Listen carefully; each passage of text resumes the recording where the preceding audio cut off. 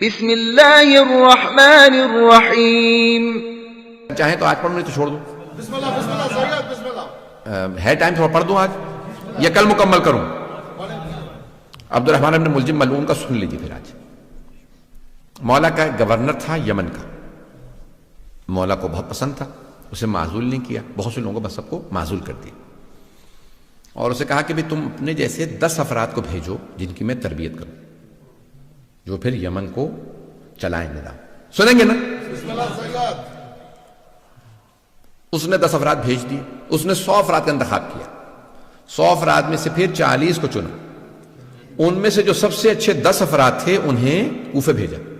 کہا تم جاؤ جا کے علی بن ابی طالب سے تربیت لے کے. مولا مسند بچھا کے بیٹھے.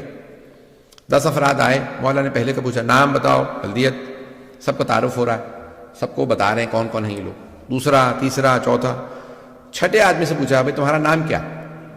اس نے کہا عبد الرحمن. عربی میں اس نے جواب دیا انا عبد الرحمن, میں عبد الرحمن.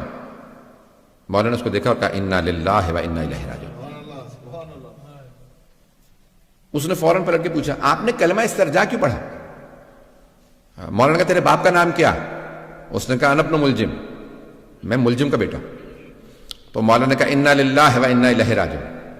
کلمہ استرجاع دوبارہ پڑھا. اس نے کہا کیا بات ہے, کیا میں مرنے والا ہوں؟ مولانا نے کہا مرادی انت, تو مرادی ہے. عبد الرحمن ابن ملجم ہے, مرادی قبیلے سے تھا, مراد. اس نے کہا کہ ہاں. مولانا نے پھر کہا انا للہ و انا الیہ راجعون. کہا کیا بات ہے آپ بار بار کلمہ استرجاع کیوں پڑھ رہے ہیں؟ کیا میں مرنے والا ہوں؟ مولانا نے کہا نہیں, تو میرا قاتل ہے. اس نے کہا قاتل نہیں, میں تو آپ کا چاہنے والا ہوں. مولانا نے کہا نہیں, تو میرا قاتل ہے. میں تجھے ابھی سے وارننگ دے رہا ہوں, تجھے تحدید کر رہا ہوں.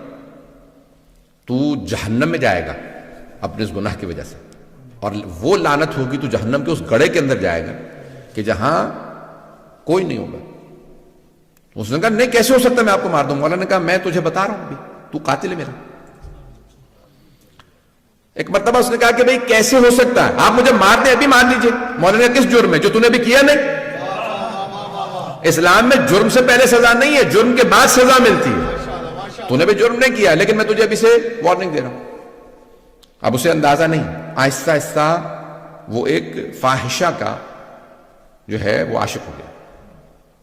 اب ممبر کے قابل نہیں کہ میں بیان کر سکوں. اس کا نام قطام تھا. ہمارے ہاں بھی کہا جاتا ہے نا, گالی دینی ہوتی ہے تو قطامہ کہتے ہیں.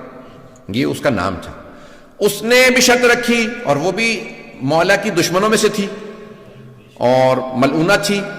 اور بہرحال کہ بھی میں شادی کروں گی, لیکن مجھے ایک کنیز چاہیے, 5000 دینار چاہیے, اور علی بن ابی طالب کا سر چاہیے. الوقائع والحوادث میں اس روایت کو لکھا. کچھ لوگوں نے کہا ہے معاویہ سے بھی لنکس تھے.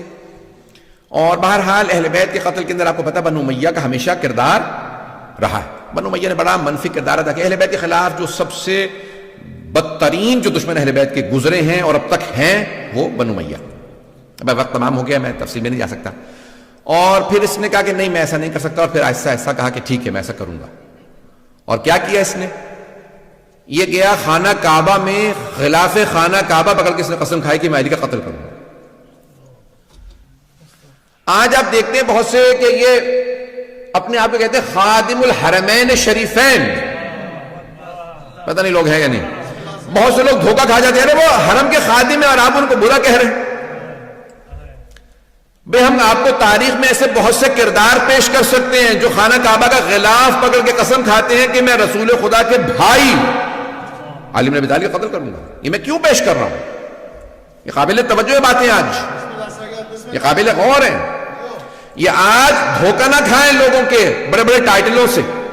اتنے بڑے بڑے انہوں نے اپنے آپ کو ٹائٹل دے رکھے. میں حرمین کا, مکہ مدینہ کا خادم ہوں. جنت البقیع ڈھا دے تب بھی لوگ ان کو لعنت نہیں کرتے. رسول خدا کی بیٹی کا حرم گرا دیں, لوگ کہتے ہیں کہ لعنت نہیں کر سکتے. آپ سوچ سکتے ہیں کوئی آدمی 4 معصوم اماموں کی قبریں ڈھا دی.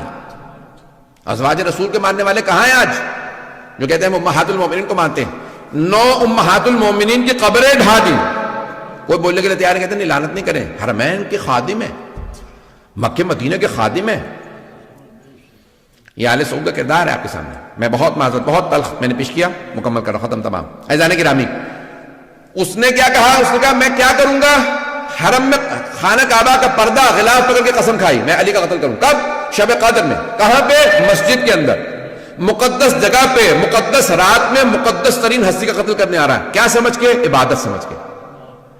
کیا اس زمانے میں ایسے لوگوں پہ لعنت تھی تو آج ایسے لوگوں پہ لعنت نہیں؟ واہ واہ واہ سید جیو. پتہ نہیں میں نے پیش کیا یا نہیں پیش کیا. سید بسم اللہ. یہ آج امام بارگاہوں میں مساجد میں وہ کہتے ہیں میں عبادت کر رہا ہوں، میں شیعوں کو مارنے جا رہا ہوں، میں سامرہ کا حرم گرا رہا ہوں، میں عبادت کر رہا ہوں. عزیزان گرامی، اسی لیے ہم کہتے ہیں کھولو آنکھیں، دماغ کھولو، کان کھولو.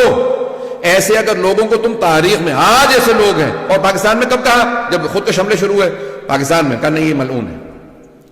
عزیزان گرامی، اگر پاکستان میں حملہ ہو تو ملعون ہے، دوسرے ملکوں کے اندر حملہ ہو تو ملعون نہیں ہے، عراق میں حملہ ہو تو ملعون نہیں ہے، شام میں جناب زینب کے حرم پہ حملہ کرے تو ملعون نہیں ہے ایسے لوگ. اور اگر تاریخ میں علی پہ حملہ کرے تو ایسے آدمی ملعون نہیں ہے. میں یہ سخت ترین جملے کہیں، میں بہت معذرت، لیکن میں کہنے پہ مجبور ہوں، آج یہ پڑھنے پہ مجبور ہوں. ایسے حالات ہیں، اگر میں نہیں کھولوں گا تو کوئی اور نہیں بولے گا. بسم اللہ سید بسم اللہ. عزیزان گرامی، یہ تاریخ کے وہ کردار ہیں کہ جن پہ تاریخ میں بھی لعنت تھی، آج بھی لعنت ہے. اللہ ان لوگوں پہ لعنت بھیجتا ہے، اس کا رسول ان پہ لعنت بھیجتا ہے، ملائکہ لعنت بھیجتے ہیں. قیامت تک کے لیے ایسے لوگوں پہ لعنت ہے. اور جو ان پہ لعنت نہیں بھیجتے ان کا کیا حال ہونا چاہیے؟ ان پہ لعنت نہیں ہونی چاہیے.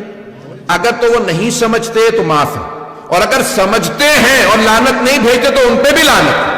جیو سید جیو جیو جیو سید جیو. آپ کہیں گے آج مولانا بہت غصے میں. میں یقین مانیے کہ جتنا پیش کر رہا ہوں بڑی ذمہ داری سے پڑھ رہا ہوں. بسم اللہ سید. جو اہل بیت علیہ السلام کے مقابلے میں آئے، وہ کسی بھی زمانے میں ہو، کوئی بھی ہو، تو اس پہ عزیزان گرامی صبح و شام لعنت ہے. اور اللہ نے ایسے لوگوں پہ لعنت بھیجی. اور اگر میں ایک جملہ پیش کر رہا ہوں، وَمَن يَقْتُلْ مُؤْمِنًا مُتَعَمِّدًا فَجَزَاؤُهُ جَهَنَّمُ خَالِدِينَ فِيهَا وَلَعَنَهُ اللَّهُ وَغَضِبَ اللَّهُ عَلَيْهِ وَلَعَنَهُ وَأَعَدَّ لَهُ عَذَابًا عَظِيمًا. یہ اللہ نے قرآن میں آیت کی نازل، سورہ نساء آیت نمبر 93 4 سورہ. اللہ کہتا ہے جو کسی مؤمن کو جانتے بوجھتے ہوئے عمدن قتل کر دے تو اس کی سزا یہ ہے وہ جہنم میں جائے گا. اللہ اس پہ ناراض ہوگا، اللہ اس پہ لعنت کرے گا اور اس کو ہمیشہ عذاب میں رکھے گا. عام مومن کو مار دے تو اللہ فرما رہا ہے جہنم میں جائے گا. اور اگر کوئی امیر المؤمنین کا قاتل ہو، آج مسلمان کہتے ہیں کہ سوچنا پڑے گا لعنت کر سکتے ہیں نہیں. قرآن کی آیت کو تو نہ انکار کرو. میں نے تمام کر دیا.